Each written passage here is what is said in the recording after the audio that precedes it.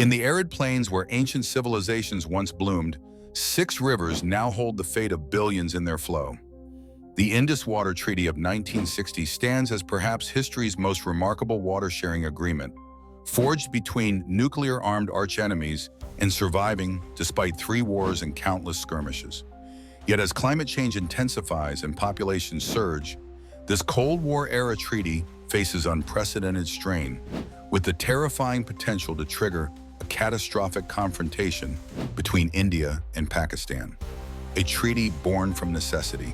When the British hastily carved the Indian subcontinent in 1947, they left behind an ecological time bomb. The new international border split the Indus Basin between India and Pakistan, with the headwaters of 6 major rivers originating in India, but essential to Pakistan's survival. In those early years, water engineers from both nations worked frantically to divert flows, build temporary canals, and sign stopgap agreements as millions of lives hung in the balance.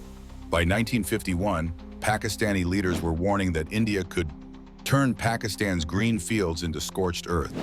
The situation grew so dire that World Bank President Eugene Black personally intervened, recognizing that no issue between the two countries was more capable of causing major conflict.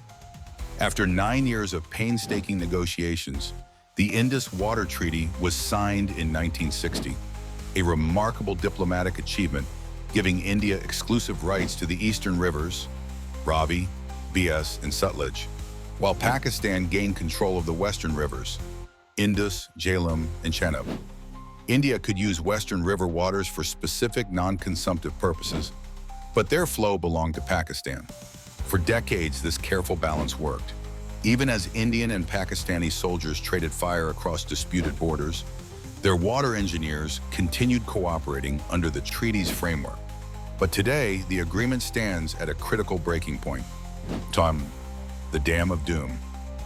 Water flows, peace grows, went the old diplomatic saying. But what happens when that flow stops? The scenario that keeps Pakistani security analysts awake at night is startlingly simple. India, controlling the headwaters, could theoretically use its upstream dams and barrages to strangle Pakistan's water supply during a conflict. While international law forbids such hydrological warfare, Pakistan's existential fear remains. The stakes couldn't be higher.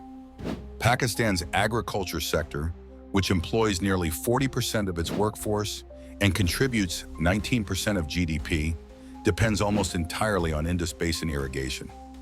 The country's food security, economic stability, and social cohesion are inextricably tied to these waters.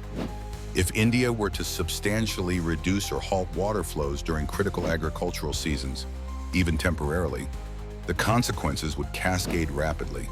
Within weeks, Pakistan's breadbasket regions would face catastrophic crop failures. Within months, food prices would skyrocket, triggering civil unrest in already fragile urban centers. The economic damage would dwarf any previous natural disaster in the country's history, potentially causing state collapse in a nuclear-armed nation of 230 million people. The point of no return. Pakistan's military doctrine explicitly identifies water security as an existential issue that could trigger military response, potentially including nuclear options in extremis. Former Pakistani President Pervez Musharraf stated bluntly, "Water is a matter of life and death for Pakistan." This isn't merely hypothetical saber-rattling. In 2019, following a terrorist attack in Indian-administered Kashmir, India's Transport Minister Nitin Gadkari threatened to divert river waters from Pakistan.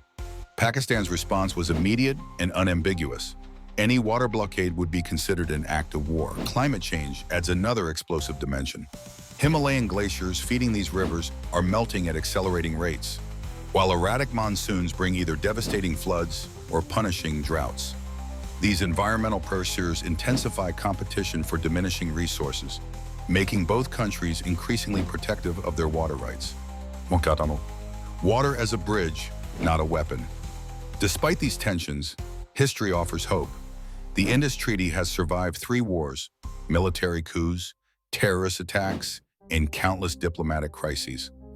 Even in the darkest moments of India-Pakistan relations, this agreement has endured.